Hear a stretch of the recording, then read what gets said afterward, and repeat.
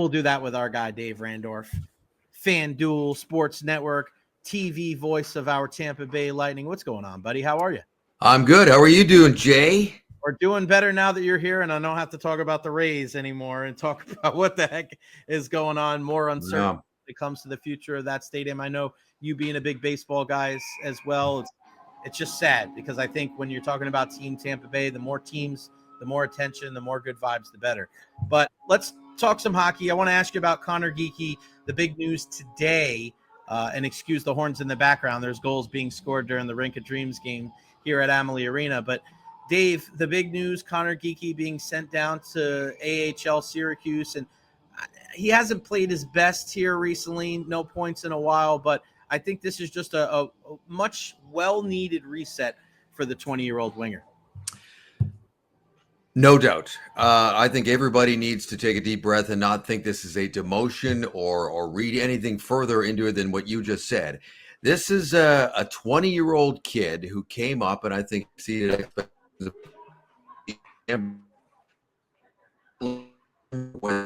made for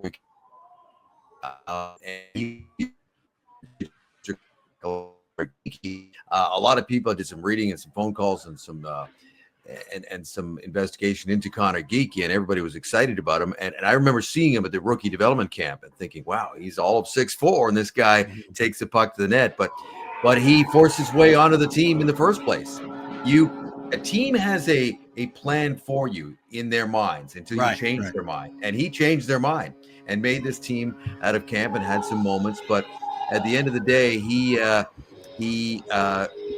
I believe, and again, this is not a criticism, hit a wall probably about a month ago. He's got a goal and an assist in his last 19 games. He's had some good moments, but I firmly believe in this prospect here that you have for the Lightning.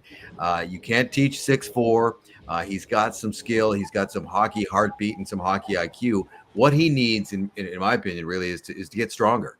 He's a big, tall kid, but once he gets some man strength going on him in 2 or 3 years, I really believe he's going to be a force for the Lightning going forward. And this is all part of the process.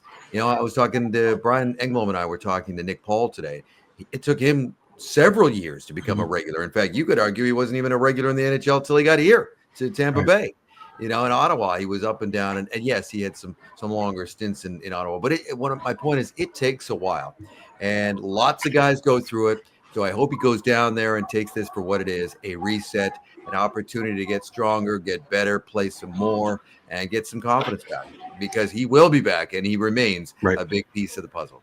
You got that right. Yeah, and I asked Nick Paul, too, and he said, Jay, it took me 5 years. 5 years. So he's like, it happens. So I'm not worried about that. But, Dave, also, when you kind of look at the other side, that means Mikey Eyssimont, that means Cam Atkinson, that means some of these guys that have been in and out of the lineup, they got to prove that they're part of the solution and not the problem when it comes to those guys in the bottom six. I think those guys have proven what they are to this point. So it leads you to believe what's coming down the pipe. There's been a lot of activity around the National Hockey League right now with some players being traded. We know Julien Brisebois likes to get active before the trade deadline happens, which is in March. And I can't remember the exact date. It's early March. March 7th, I think. I think that rings a bell. Yeah, that's probably it.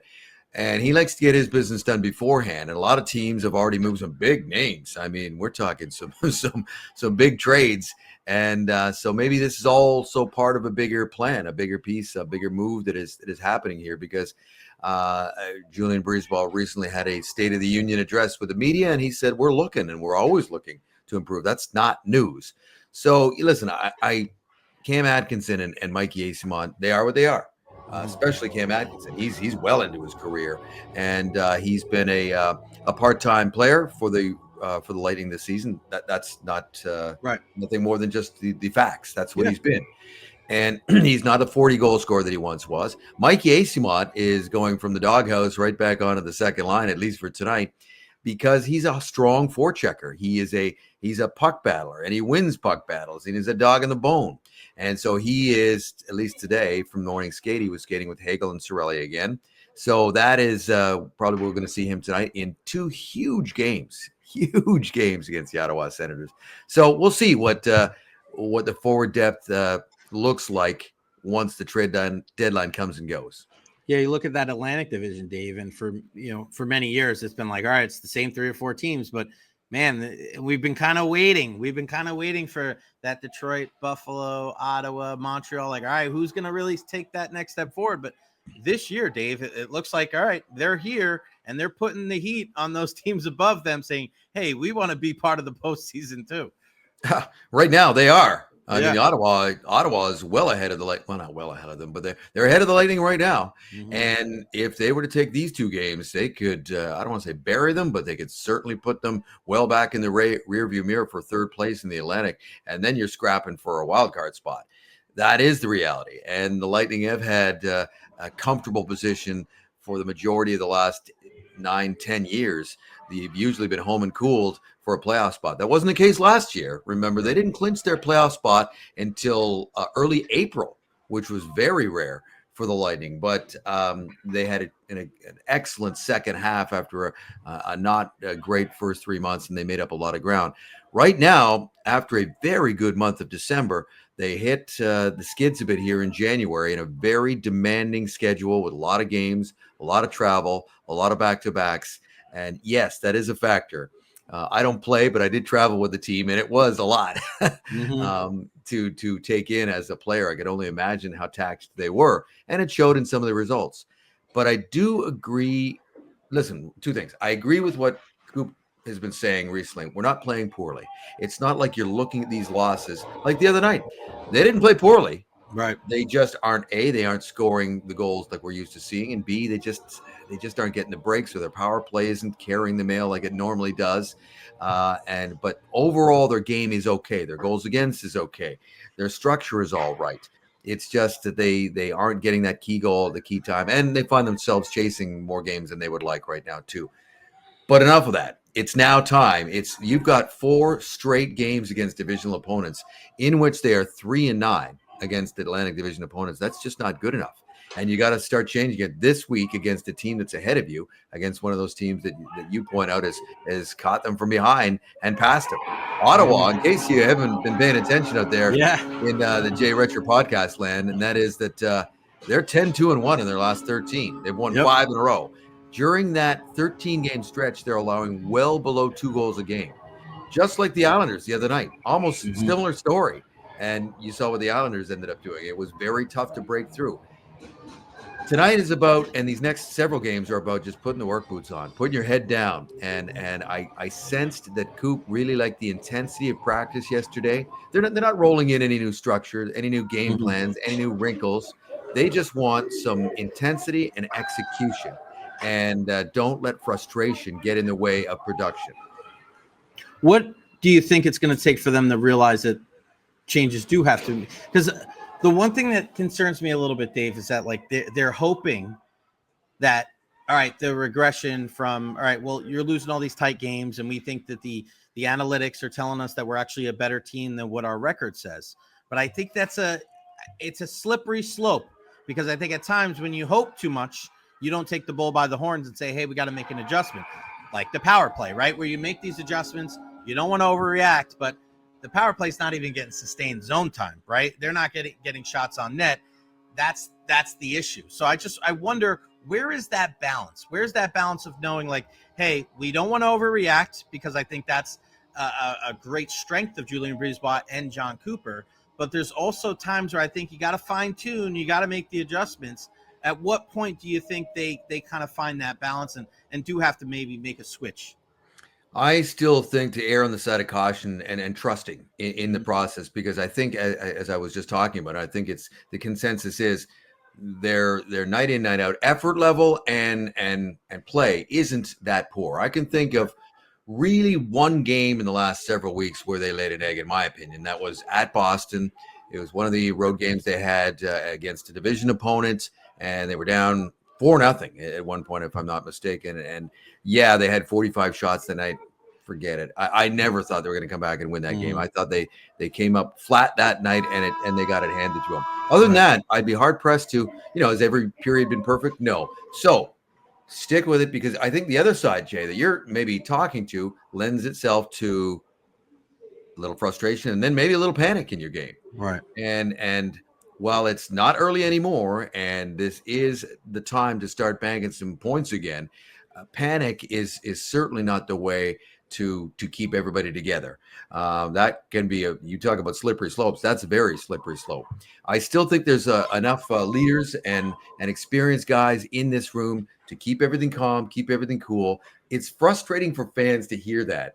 But the greatest gift a lot of these professional athletes have, no matter what sport we're talking about, is the ability to keep things level. Not too high, not too low. I know that sounds like the biggest sports cliche there is, but it's true. It is an up and down roller coaster, especially right now with the Lightning. You know, they had a nice win and then they followed up with a loss, and you're thinking, maybe we'll get some traction, and they ultimately don't. They do get a point. They get a point the other night against your old Islanders, but you can't let panic creep in, because that's when really things start to come apart at the seams. I think overall the goaltending is there night in, night out, no problem with Vasilevsky for the majority of the games. We'll see right now. Johansson's hurt, so we'll see how long it doesn't sound good at all for Johansson. No. Based on what Cooper's kind of hinting at. It sounds like he could be out longer than we think, and we'll see if recently called up Brandon Halverson can carry the mail. He's barely played. He's played all of 12 minutes in the National Hockey League, and that was like 8 years ago, or 7 years ago. Bottom line is, got a core there that can get it done. I know I sense a little frustration with Braden Point, to tell you the truth. You know, I know he's got 28 goals. That's still an elite number, but I sense some frustration from him. But I don't sense any lack of desire or just getting away and getting off on his own script. So any team that's got Kucherov and Points and Gensel and Hagel and Cirelli is still got a very strong chance to turn this around.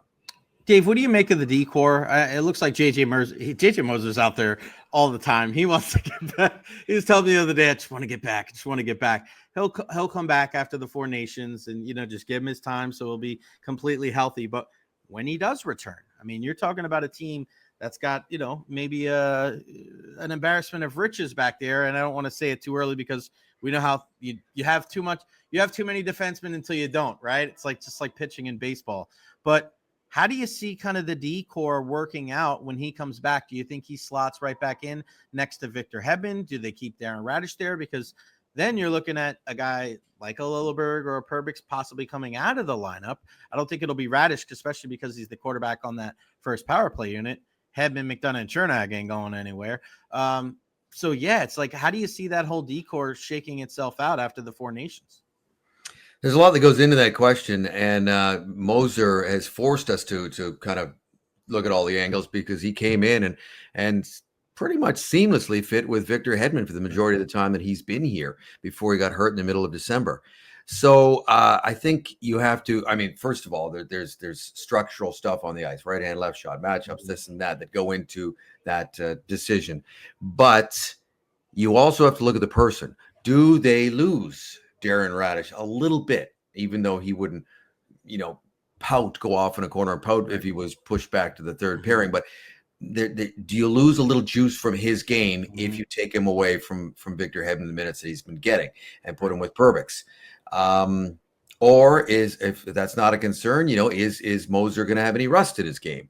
You're right. He's been out there skating with the team for a while, and he's looked fine. Yeah. And we're wondering, what's taking so long. But obviously, they are very cautious, and they know what they know medically for Moser. But I'm here to report, and you probably have done the same thing. He's looks good. He's been looked very mobile in a lot of the practices for whatever lower body injury that he was sidelined with. The pairing of Chernak and McDonough, that is obviously not going anywhere. The re-addition of McDonough has been a huge restabilizing force for the entire group, because now you got your stopper pair back. You get Chernak back to the level that he was at when they made those long runs to the Stanley Cup final and won back-to-back cups. And again, Moser came in and he figured out quickly how to play with Heddy. And you think about it, Hedman likes that guy, that kind of stay-at-home, that steady partner, like Jan Ruda, like Anton Stralman, and now like JJ Moser. So I don't know the answer to that question. I think the obvious thing would be, well, maybe let's put Moser back there because it works so well, but Radish is working there as well. Radish's game was not at the level it is now when he was not on that pairing while Moser was here. So I'd be concerned you lose him a little bit. So, and then again, I would also bring up the trade deadline. Maybe they bring somebody else into the mix to get a little deeper. Every team is always looking for defensemen. So that may enter the equation as well. Dave brought up Ryan McDonough. If you guys missed it, don't miss it. Go to TampaBayLightning.com. I just finished writing my article on Ryan McDonough and why it was important that the Lightning brought him back into the fold. So, yeah, TampaBayLightning.com. Go check it out. Dave, before I let you go, I want to ask you about what you're going to be doing during the Four Nations face-off, man. I mean, it's going to be kind of weird. I mean, I've been going to the All-Star game for the last 5 years. I'm not going to the Four Nations, but it's going to be interesting, man, to be able to watch. I mean, people are going to be cheering and rooting against John Cooper and Victor Hedman, and it's going to be kind of wild. What are you going to be doing during that time? I'll be paying attention to the event for sure, but I am going to take this rare mid-season opportunity to just kind of decompress, spend some time with my wife, and spend some time with family. I to be quite honest with you, I'm going to see some family. You don't get to do that very often during the hockey season. It's a busy, like even when we are not on a game day during the season, you know, I'm busy and I'm consumed with watching other games and prepping for the next one, or on the road, you know, away from home. So I'm just going to take some time, some family time, spend with my wife and family. That's nothing too ambitious, that's for sure. How has it been, Dave? Now you're here in Tampa. It's been a couple years now. I mean, you do such a great job. I tell people all the time, we got two national guys as our local TV guys, which is, it's insane listening to you guys do what you do because you're so freaking talented. But now that you're here, man, you're a member of Team Tampa Bay. Like, is it everything that you thought it was going to be when you came down here? Oh yeah, you know what? The one thing that I'm very grateful for is the organization and the owner that we all work for here. It's the first time I worked for a team in my career. I've done this for a while now, but I'd always worked for a network. And this is the first time that I've been a team broadcaster, and I've really come to enjoy that part of it. And it's fun caring who wins again, but it's also important, you know, who you work for, no matter where you are, no matter what you do in life. And I think everybody who is watching this podcast, who's whether you're a huge Lightning fan or not, whether you're just a sports fan in this market, I think you can acknowledge that Jeff Finnick has been a real great person in this community in so many different ways. So that is certainly something I'm very grateful for, and my wife too. We so many times have been, you know, made to feel a big part of the Lightning family, and it's great to be aligned with that, because they are certainly aligned with a lot of things that we believe in this life, and that's one of the things that I really love. The other thing too that I love is that it's a great place to see a game. The fans have been very, very nice to me over the last several years, and I'm grateful for that and thankful for that as well, because hey, the other guy just got put in the Lightning Hall of Fame the other night, and Rick was here. Rick Peckham was here for 24 seasons, so I knew what I was walking into in terms of filling some shoes there. But the fans have been very nice to me, and I'm thankful for that. You've done a great job. There couldn't be a person to be able to fill in and not fill in, but to just take the place of a guy like Rick Peckham. We've been so lucky to have both of you guys here. And people ask me all the time, what's the best part of your job? And I always tell them, it's the people I work with. And Dave Randorf, you, my friend, are right at the top of that list. You and everybody over there at the FanDuel Sports Network, you and Brian and Gabby and Paul Kennedy and Braden Coburn and Dave Andrew, Adam Hall, the entire crew. We love you, man. We're so blessed, again, to have a guy like yourself. You're way too overqualified to be just here in Tampa, but we love you. And I appreciate your mentorship and your friendship and your time today. So I appreciate it. Go rest, and I'll see you in a little bit. All right. Thanks for having me on the Jay Recher podcast. I love it. Thanks. Yeah, buddy. Thanks, pal. Talk to you soon. All right. All right, buddy.